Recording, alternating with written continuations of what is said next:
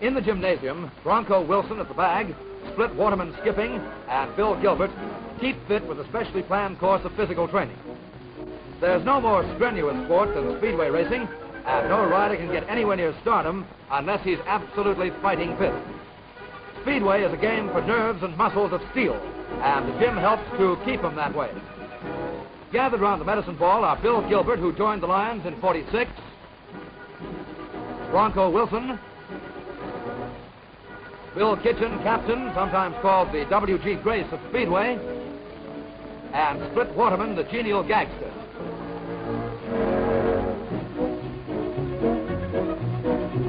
Are out on their road work. Speedway riders must have... Bill Kitchen, the captain, and a star rider in his own right, is largely responsible for the coordination of the Wembley Lions as a team. By his own shining example, he keeps up its high standard of performance and nurses the reserves and the novices into championship form. Just now, he's busy on a repair to his steel shoe. This is a kind of heelless slipper which fits over the left boot and is used for steadying the rider as he takes the bend. It's his only brake. You can imagine the sort of friction the metal must stand up to during that operation. It makes the sparks fly with a vengeance. And as with their bikes, the riders prefer to service their own shoes. Each has his own little knack or fancy, and well, if you do the job yourself, you know it must be good.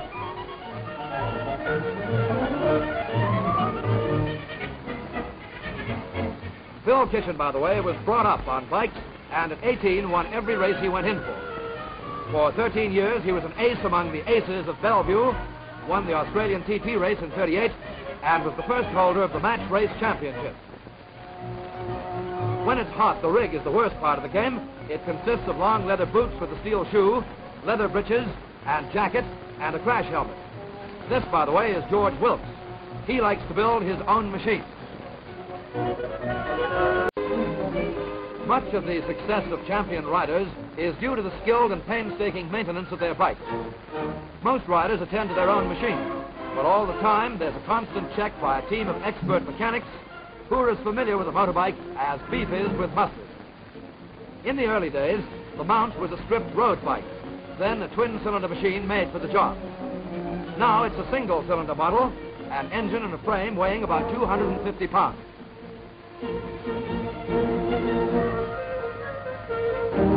Regarding the engine with the eye of a connoisseur is Chief Mechanic Cyril Spink.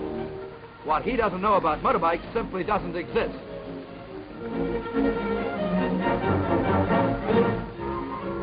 Manager Jackson, accompanied on this occasion by George Wilkes, another member of the team, makes his daily inspection.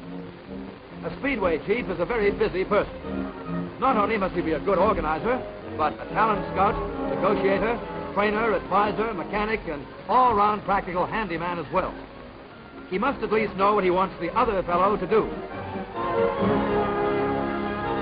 Each of these bikes costs about 200 pounds. Gearbox and gear lever are obsolete, and the frames, as far as possible, are made to suit the riders, the front forks being movable only by about an inch. The machines are made this way for better control during those wild moments when the demon riders roar around the bend. Waterman, who looks after his own mount as a hen her favorite chick, is now a member of the team and has earned the nickname of Split because of his side-splitting antics.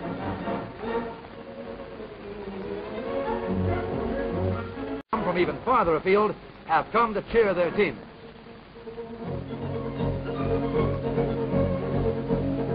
Let's go into the stadium by way of the car park. This way you'll get another angle on the hugeness of the place, the capacity of its grounds as an open-air garage, and its importance as a headquarters of Speedway. When the team is at home, there's much commotion in the neighborhood. The newest sport is attracting larger and larger crowds at every meeting. The special accommodation for motorbikes is pretty full, too. The fans come by car, by bike, and by Shanks's pony. They come literally from all walks of life. Entrances to the stadium lead off at intervals from the wide sweep of the ground. Everything at Wembley seems big.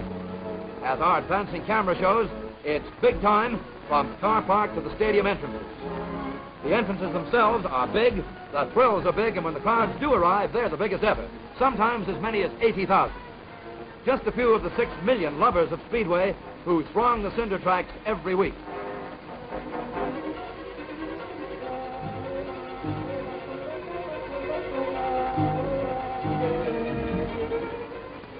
Speedway is a sport, incidentally, in which there is no betting. Run under the rules of the Auto Cycle Union, which covers all events where 2 or 3 wheelers compete, Speedway doesn't need the artificial encouragement of gambling. And the allocation of riders to various tracks is carefully regulated so that the balance of teams can't be upset by unfair transfers. It's one of the most strictly controlled games in the country. Many of the younger people come to the track by motorbike. And it's that healthy appeal to youth without the element of betting that makes Speedway such a desirable sport.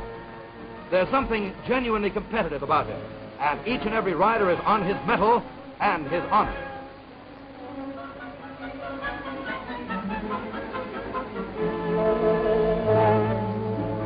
The crowd begins to move into the arena. It's some little time yet before the start, but it takes some little time for the vast arena to fill up.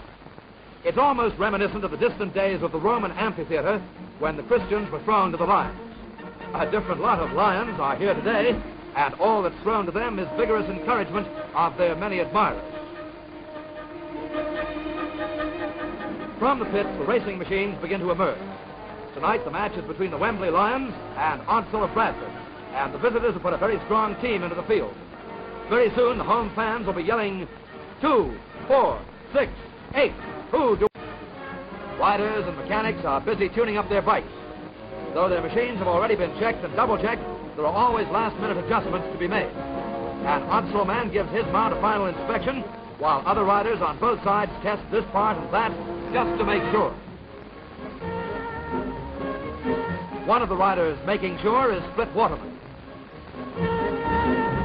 So much depends on the perfect running condition of the bike that these final adjustments might make all the difference between win and lose. Each machine is highly tuned, and each rider knows its peculiarities. It's the personal touch that matters, and it's as well